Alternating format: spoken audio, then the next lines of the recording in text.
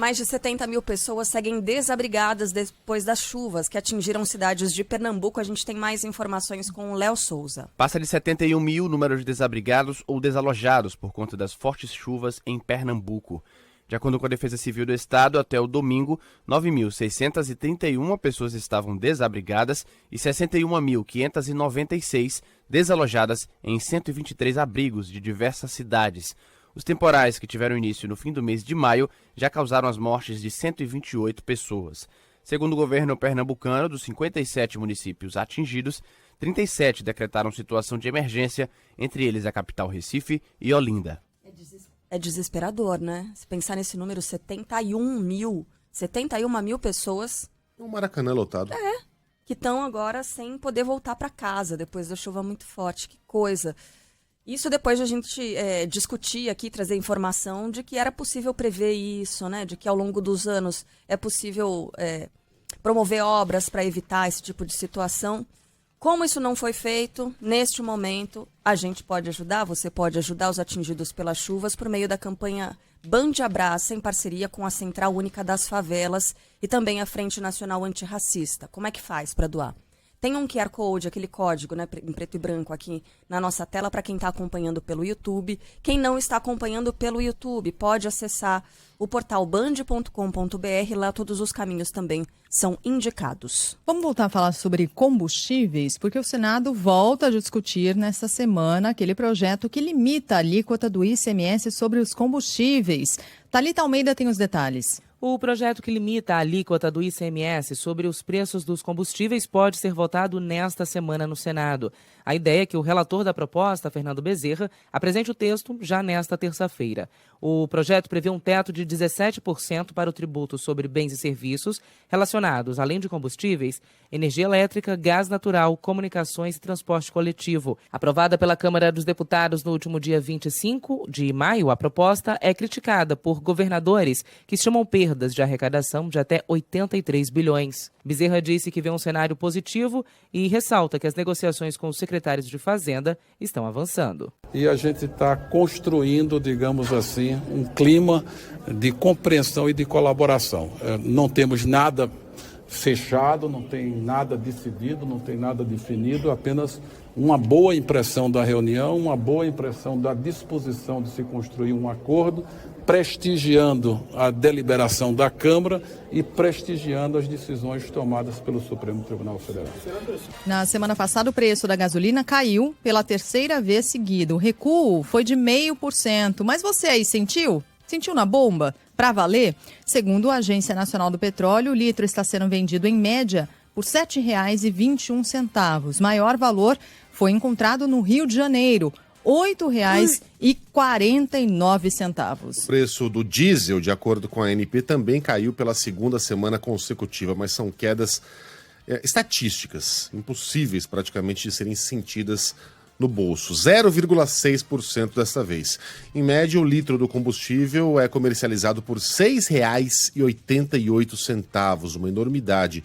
E no Acre, já foi encontrado o valor de R$ 8,38, o maior do Brasil nesse momento.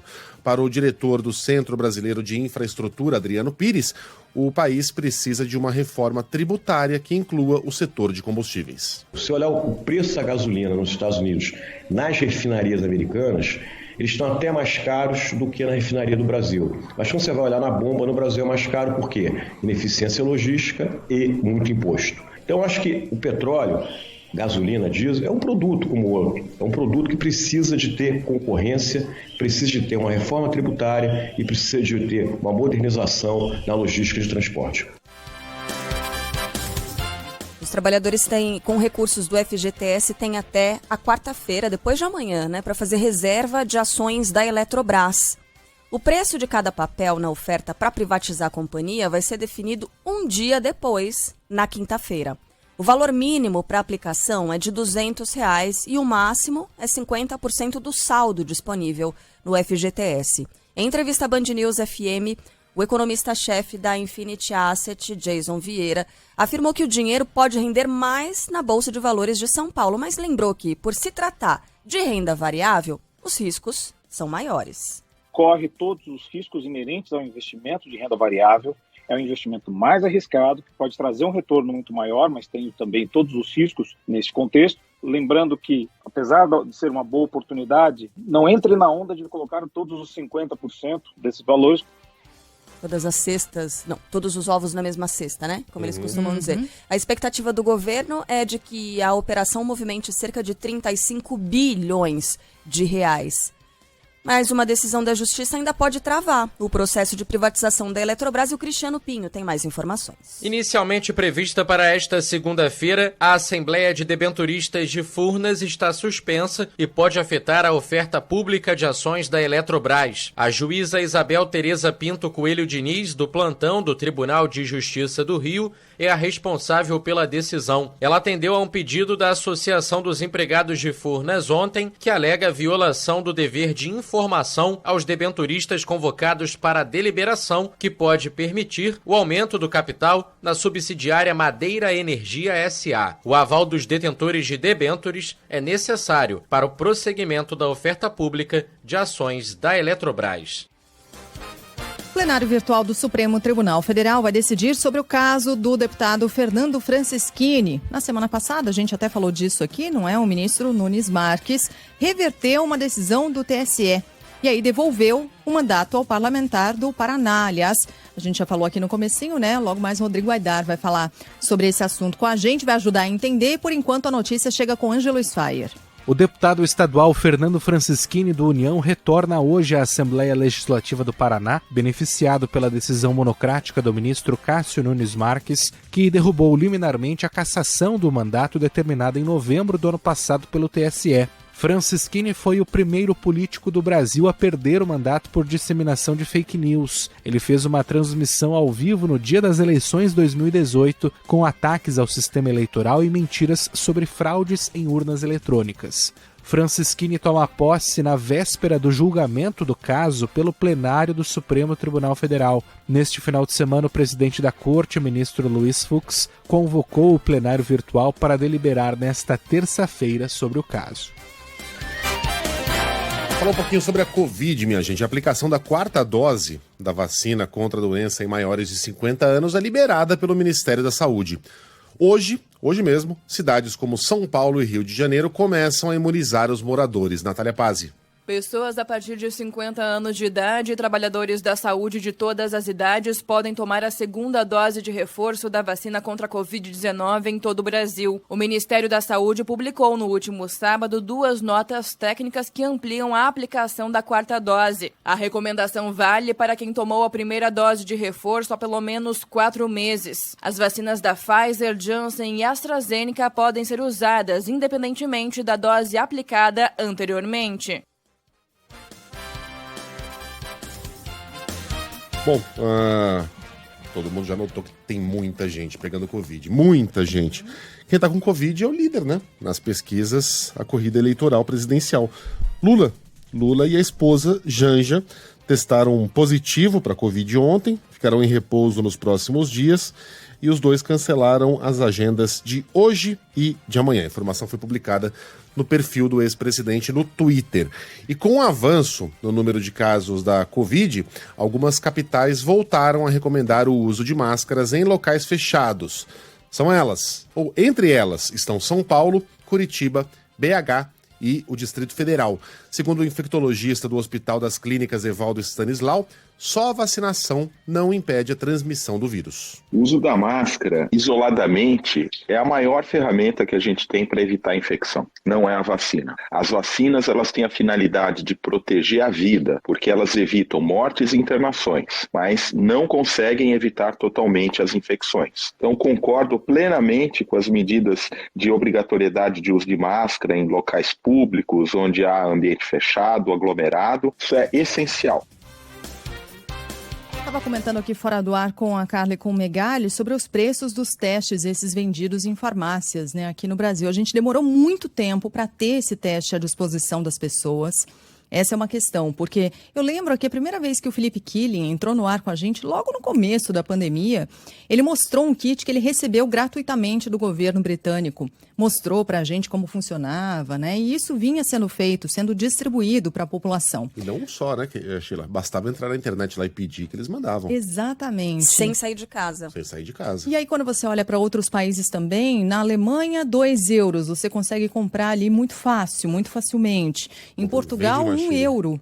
1 euro em Portugal. Aqui no Brasil, está de 50 a 70 reais o teste para farmácia. E aí, uma outra coisa sobre a qual a gente falou na semana passada, não é? Que pode fazer com que esses números aqui sejam ainda mais altos. O que provavelmente está acontecendo é que esses dados relativos aos kits, a testagem positiva feita em casa, eles acabam não sendo computados oficialmente. Então, esse dado que a gente tem oficialmente não leva em consideração os casos positivos de quem utiliza esses testes em casa. Mas achei...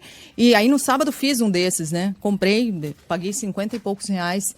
Pô, 50 reais é uma paulada quando você pensa no salário mínimo brasileiro, quando você pensa na média, na baixa da renda, quando você pensa no preço do botijão de gás no Brasil. Caramba! 50 a 70 reais é muita coisa. Tinha que ter facilitado isso já há muito tempo. Fez por alguma razão, Sheila? Estava com sintoma, alguma coisa? Eu tive contato com uma pessoa que testou positivo na sexta-feira. Não tive sintoma nenhum, mas como eu ia fazer o Jornal da Band no sábado, e aí eu achei mais seguro, dado o momento, fazer ali o teste e fazer o plantão normalmente, sabe? Negativou. Negativei. Muito bem. Tudo certinho. Bom, mudando de assunto, agora depois de uma nova decisão, o show do cantor Gustavo Lima é suspenso em Teolândia, na Bahia. Fala aí, Paloma Moraes. O STJ, Superior Tribunal de Justiça, suspende a decisão que havia autorizado a realização da Festa da Banana em Teolândia, no sul da Bahia. O cantor Gustavo Lima se apresentaria ontem no evento e receberia R$704 mil. Por nota, a prefeitura afirmou que lutou para a realização da festa, mas que com a determinação não restou outra alternativa ao não ser suspender o show. Ao todo, as despesas para a realização do evento chegariam a R$2 milhões, valor que se aproxima do que o município recebeu do governo federal após decretar situação de emergência por causa das chuvas. E assim como Teolândia, outras 48 cidades brasileiras, mesmo sem energia elétrica, asfalto ou saneamento básico, vão gastar R$14,5 milhões em shows, a maioria de cantores sertanejos.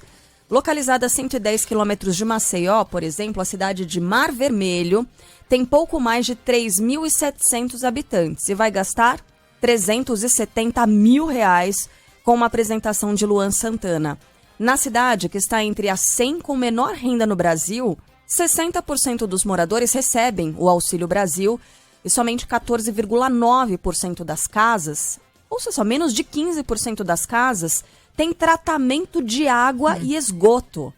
Prioridades, vamos colocar na balança, né? O show contratado pelo prefeito André Almeida, do MDB, está marcado para agosto, a 2 meses da eleição, e será pago por meio das chamadas emendas PIX.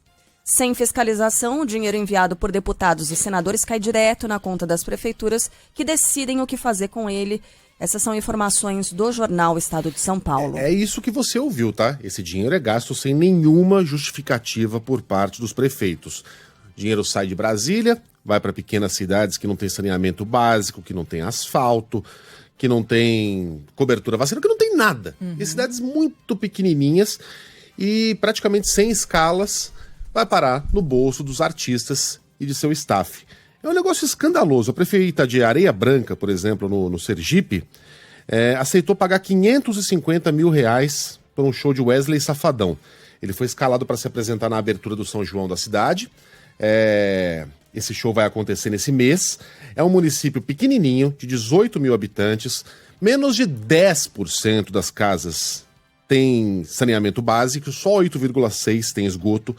6% dos municípios estão em ruas pavimentadas. Meu Deus. Tá? Pavimentação só ali no entorno da igreja. O resto, tudo chão batido. A prefeita aceitou pagar essa grana, e não só para o Wesley Safadão, os cachês para essa festa superam R$1,5 milhão. E aí qual foi a justificativa? Num documento oficial, a cidade usou uma frase do professor Jorge Ulisses Jacob Fernandes, autor do livro Contratação Direta Sem Licitação, aspas, todo profissional é singular, posto que este atributo é próprio da natureza humana. E pronto, essa frase aí que não dá nem para entender o que significa, fora do contexto dela, na avaliação da prefeitura, basta para que esteja explicado, pronto, esteja liquidado o assunto numa cidade que não tem saneamento básico e não tem asfalto. Tem mais, Santa Terezinha do Itaipu, no Paraná, tem 23 mil habitantes. A prefeitura gastou 2.200.000 com atrações, 850 mil só com o Gustavo Lima. São Luís, em Roraima, 800 mil reais para uma apresentação de Gustavo Lima, que ainda será realizada em dezembro deste ano. 7% só das ruas são urbanizadas. E veja o tamanho do orçamento para transporte escolar, merenda e vigilância sanitária. 185 mil. 23%. Isso é orçamento para o ano inteiro, tá? Meu Deus. 23% do valor do cachê do Gustavo Lima. É um escândalo, né, Megali? Não, escandaloso esse Não negócio. menos escandalosa é a situação de Teolândia, já citada aqui pela Carla Bigato, que vai pagar 704 mil para um show do Gustavo Lima. Aliás, para um show de Gustavo Lima na festa de São João. O município foi parcialmente destruído pelas chuvas em dezembro do ano passado. Vias estão danificadas, pontes caíram e não foram reconstruídas. A prefeitura não está pagando o piso para os professores. A prefeitura recebeu praticamente essa grana do governo federal para destinar às obras de recuperação, de reconstrução da cidade depois das chuvas. E gastou esse mesmo dinheiro com a contratação de um cantor famoso. E veja como o peixe morre pela boca, né? Como começam esses escândalos, a investigação está acontecendo debaixo dos nossos narizes e ninguém se dava conta. Até que, se não me engano, o próprio Gustavo Lima foi lá e resolveu no palco fazer uma crítica à Lei Rouanet. Lei Rouanet que é tudo regulamentadinho, né? Tudo fiscalizado. Foi o Zé Neto? Não, o Zé Neto falou da tatuagem da Anitta. Né? Ele também falou da Lei Rouanet, foi no mesmo discurso, mas o Gustavo eu acho que falou da Lei Rouanet também. Dá uma olhadinha aí. De qualquer maneira, foi porque os artistas resolveram reclamar de um recurso que funciona e que serve como não distribuição farta e sem fiscalização de dinheiro, mas de alívio tributário para empresas que desejem patrocinar espetáculos artísticos. A gente tem muitas reservas à Lei Rouanet. Ela deveria servir apenas a artistas que não conseguem sobreviver com venda de ingressos. Esse papo de o Estado não tem que participar com nada, nem um centavo na promoção da cultura, é papo boi dormir, você tá maluco? Você quer viver num mundo em que não haja Louvre, que não haja Museu da Independência, que não haja orquestras sinfônicas, em que só haja Anitta e Gustavo Lima? Não, é papel do Estado também. E a Lei Rouanet funciona. Ela é bem fiscalizadinha, há um limite de dinheiro que pode ser captado. Às vezes o cara ganha o direito de prospectar essa grana e não consegue. Fica sem. Muitas vezes. Muitas vezes. Não é distribuição de dinheiro por parte do governo. Exige um esforço por parte do artista. Aqui não. Aqui é dinheiro sem fiscalização que sai direto do cofre da prefeitura para o bolso do artista. Centenas de milhares de reais em cidades que não têm condição de bancar esse tipo de apresentação. E aí o Reinaldo Azevedo, levantou agora há pouco na coluna dele, com base até numa entrevista ontem da Anitta ao Fantástico, se não estaria havendo um esquema de rachadão, né? De devolução de grana nesses contratos milionários. Por que Gustavo Lima cobra 700 mil reais aqui e 1.200.000 ali? Se a estrutura é exatamente a mesma. A suspeita é que tenha gente embolsando essa grana, fazendo exatamente o que políticos fazem com rachadinhas, né? Rachadinha. A gente tem que inventar um nome pra isso, né? O rachadão. O rachadão do Gustavo. O Rachanejo? Rachadão sertanejão. Rachanejo. Parece nome de disco, né? E interessante o que o Reinaldo disse na coluna dele também, Megali. Foi uma notícia do ano passado que foi vendida como algo super revolucionário para o mundo da música, que foi um fundo de investimentos que comprou todos os shows da agenda de 2022 do Gustavo Lima e pagou antecipadamente. comprou 100 milhões. 100 milhões, exatamente. Pagou antecipadamente 520 e tantos mil reais, mas teria direito a negociar todos os shows dele, né? A partir de então, desde o começo, desde janeiro de 2022. E aí, né? Quem são essas pessoas? Seriam essas pessoas que estariam negociando com essas prefeituras e tudo mais, né? É algo a se investigar de fato. Agora, seria o caso de fazer uma CPI dos shows, do sertanejo, do não sei o quê? Sei lá. Investigação. Mas é uma investigação, O lance é o seguinte, veja como funcionou a demonização da Lei Rouanet por parte do governo. O Zé Neto possivelmente nem sabe como é que funciona esse esquema de captação de dinheiro. Foi lá e criticou apenas porque viu no Zap. Isso. E porque o político preferido dele diz que Lei Rouanet é teta pra alimentar vagabundo. Ele nem sabe do que ele tá falando. E é claro que ele não sabe.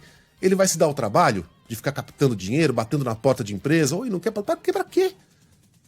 Se numa apresentação no São João ele já embolsa 600 mil, pá, limpinho, na conta, sem a necessidade de ter esse trabalho, essa coisa de preencher formulário, de passar por toda a burocracia. Então ele não sabe. Ele acha que aquilo é artista mamando na teta do Estado, sendo que ele tá mamando na teta, na teta mais, como é que eu vou dizer? Na teta mais generosa e mais fácil de ser mamada. Tá vendo como funciona o processo de demonização de pessoas, de caráteres, de carreiras, de programas sociais por parte de um governo? Até um artista que vive nesse meio acha que aquilo não passa de uma tetona a ser mamada por artistas que não têm 1/100º do capital acumulado por ele, por meio desses shows, e que ralam muito mais que ele, vamos combinar também. Christian sugeriu a sertanejo. A sertanejo? Sertanejo. É uma boa. Né? Vamos acertar? Esse rachadão... Boa, Christian. O rachanejo, o sertanejo. Há que se investigar, mas o que a Carla falou, pontuou, é verdade. É o caso de uma CPI. Minha gente, CPI em ano eleitoral vai servir para quê? Para palanque, para palco. Só para isso. Não vai abrir CPI para investigar isso como... Não tem outro objetivo que não, quando alguém levanta a ideia de uma CPI num caso assim, em ano eleitoral, que não fazer disso palco, fazer disso vitrine. Então, que a gente possa fazer investigação sim, mas sem o circo da CPI, como a gente já viu em outras tantas vezes. Vocês não sabem como o interior escreve, só para arrematar aqui, escreve o Marcelo Chagas. As festas movimentam bastante a economia. Sim, isso é verdade. É verdade, mas não o suficiente para trazer de volta aos cofres públicos o dinheiro que é gasto nesses cachês milionários. Eu sou do interior, viu, Marcelo? É uma situação muito, muito complexa, porque essas pessoas dessas cidades muito provavelmente não teriam a oportunidade de assistir aos artistas que elas amam de perto sem essas oportunidades, né? Sem esse investimento. Mas é o caso de priorizar a apresentação de um artista ao saneamento básico. Exatamente. Né? Vamos falar... Se esse dinheiro voltasse... Citando um colega nosso, é cocô passando pela rua ou um show do Gustavo Lima? Né? Qual é a prioridade para uma cidade? É cocô não passando, no caso, né? Não, é ou cocô passando pela rua, né? Não, é isso. Obrigada. É cocô não passando, né? E aí, gente, que história é essa? Então, Movimenta, sem dúvida, a economia, mas volta? Esse dinheiro volta para a população? Em todas as festas em que já houve esse dinheiro movimentado, com shows legais, bacanas para a população, movimentando... Não, voltou esse dinheiro? Voltou em saneamento básico? Não, tanto que a gente está hoje falando de municípios que não tem um básico, que não tem um fundamental para a população, né? Tchê cachê. Tchê cachê. Olha, gostei. Gostei, boa. Obrigado, Cristiano. Bom, vamos mudar de assunto, falar de uma outra situação bem complicada, porque centenas de brasileiros continuam perdendo viagens para o México por causa de um problema no sistema de emissão do visto eletrônico. Mais informações com o André Coutinho. Agências, operadores, companhias aéreas e empresários do setor hoteleiro em Cancún vão entregar na manhã de hoje uma carta ao governo do México pedindo uma solução urgente para a falha no sistema de emissão de vistos eletrônicos. Desde a última terça-feira, o sistema está fora do ar.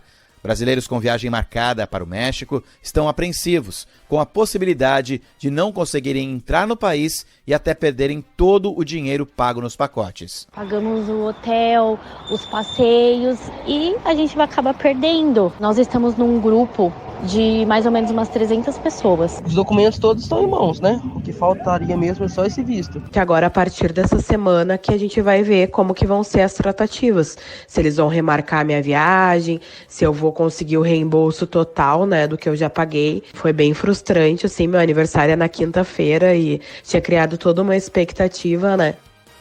Mais sugestões de nomes aqui. A Rochadinha. O Humberto mandou. Boa. Gostei.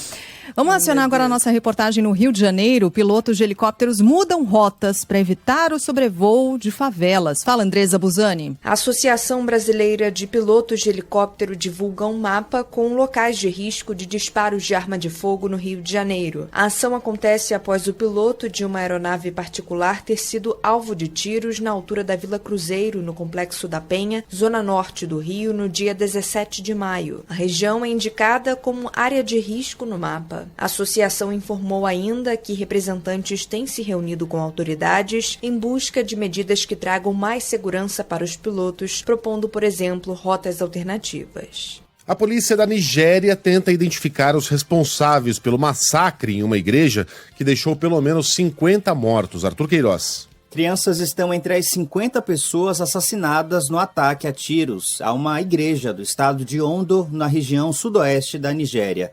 De acordo com as primeiras informações repassadas pelas autoridades às agências internacionais, fiéis se reuniam para uma missa de domingo quando homens armados abriram fogo e espalharam explosivos na igreja de São Francisco. A autoridade católica do estado negou que o bispo e padres tenham sido sequestrados. Em um comunicado, o presidente da Nigéria, Muhammadu Buhari, disse que o ataque foi um crime hediondo e satânico e que não ficará impune. A Nigéria é o país mais populoso da África. Por lá, atentados jihadistas e de grupos criminosos não são comuns. Terrível, né? Situação terrível. Bom, a gente muda de assunto para falar do esporte agora, porque o Rafael Nadal fez história, hein? Venceu pela 14ª vez o torneio de Roland Garros. Ontem, o espanhol bateu o norueguês. Como é que fala o nome desse norueguês, Juliana Yamaoka? Casper Ruud? Casper Ruud? Obrigada. Não precisa da minha ajuda, né? É isso. Por 3-0, parciais 6-3, 6-3 e 6-0. Com o título, Nadal se isola ainda mais como o maior vencedor de Grand Slams da história do tênis, com só isso, 22 conquistas. Na sequência, aparecem Roger Federer e Novak Djokovic, com 20 conquistas cada um. Olha só essa leva que a gente, né? Essa safra de tenistas. Porque se eles tivessem nascido cada um em uma época diferente da história, ia estar um negócio bem... A gente já ia estar muito bem servido, né, de tenistas. Agora, mas sendo os contemporâneos, três, contemporâneos, isso é demais, cara, Mas de a gente que assistir. costuma ser assim, um puxa o outro, né? É. A gente teve ali, por exemplo, a geração do Boris Becker, do Ivan Lendl, junto com eles também outros grandes tenistas, como o John McEnroe. Aí vieram... Quem era o Agassi? Então, aí vieram o Sampras e o Agassi. Sampras, é verdade. Também foram contemporâneos, né, os dois americanos. Aí os americanos entraram em baixa e surgiu essa geração. Ah, aí. Mas igual a esses daqui não tem. Mas vai melhorando. Vai melhorando porque os tênis melhoram, Guga, as raquetes melhoram. O Guga foi um intruso ali, né? Foi. Claro.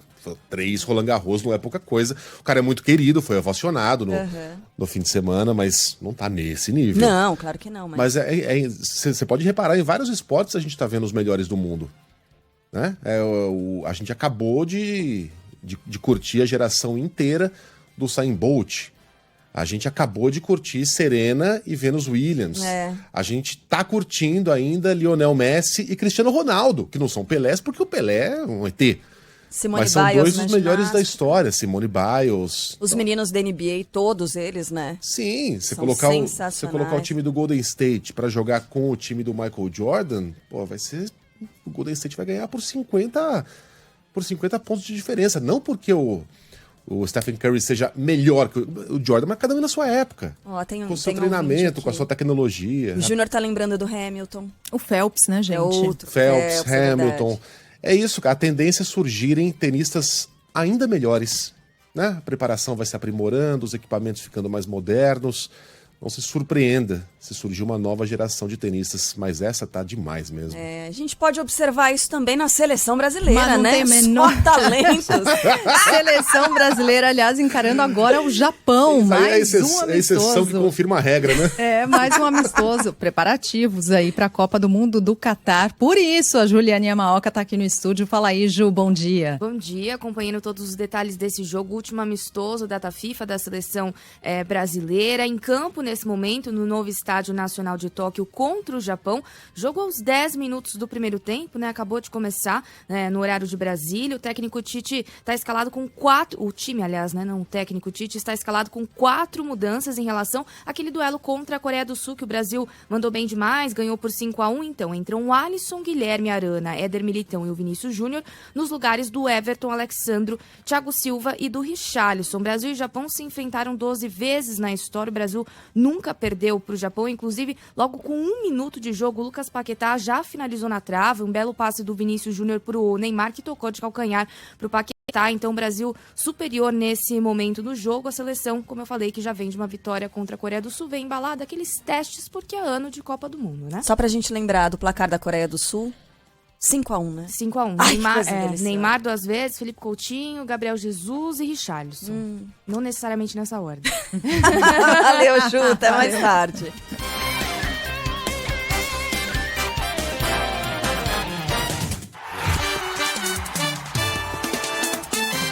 Futebol, com Milton Neves. Oferecimento Sicredi. Conheça a primeira instituição financeira cooperativa do Brasil. Sicredi. Gente que coopera, cresce. Casa do Construtor. Aluguel de equipamentos. Ligue 0800 200 0217. E Safra. Empréstimo com garantia do saque aniversário FGTS é na Safra Financeira.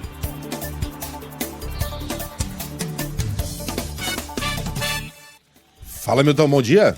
Bom dia, Megali. Grande corintiano, hein? Não. Muito obrigado também a você, Carla Bigato, sempre muito simpática. Abraço. E você, nossa primeira-ministra Margaret Thatcher do Morumbi, hein? Sheila Magalhães. Está rolando, né, nessa manhã, Brasil e Japão. Vai ser um jogo mais duro, né? Que a Coreia do Sul. O Brasil vai ganhar de 5-0, mas são resultados mentirosos. A seleção brasileira está nota 3,5. E no mais. Olha, que vergonha. Você tem que mudar de time, pô. O teu Flamengo, esse técnico enrolado lá, vamos aguentar aquela mala até quando, hein? E no mais, no final de semana, todo mundo esperava o clássico maior do Brasil nesse ano, que relativamente está começando ainda, né? Atlético Mineiro enfrentando na casa do Palmeiras, o Allianz Parque, e o time do Palmeiras. Agora, o jogo até foi movimentado, queriam bater no Hulk. Se o Hulk reage, ele matava uns 3, 4 jogadores do Palmeiras. Mas então é o seguinte, pô, é uma vergonha o que aconteceu, porque um tava morrendo de medo do outro.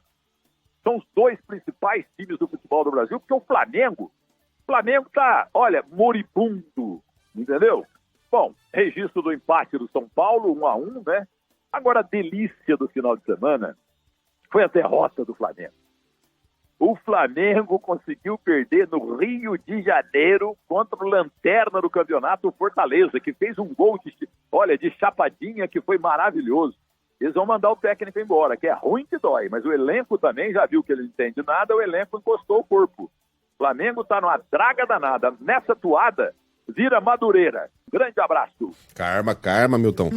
Bom, mais resultados do fim de semana. O América Mineiro venceu o Cuiabá por 2-1.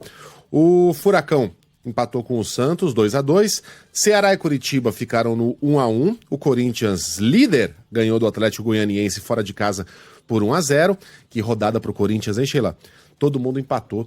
Atlético, Palmeiras, São Paulo, e o Corinthians foi lá e ganhou. Juventude venceu o Fluminense por 1-0 e o Bragantino, numa fase ruim também, perdeu em casa pro Inter por 2-0. No fechamento da rodada, hoje tem Botafogo e Goiás às 8 horas da noite.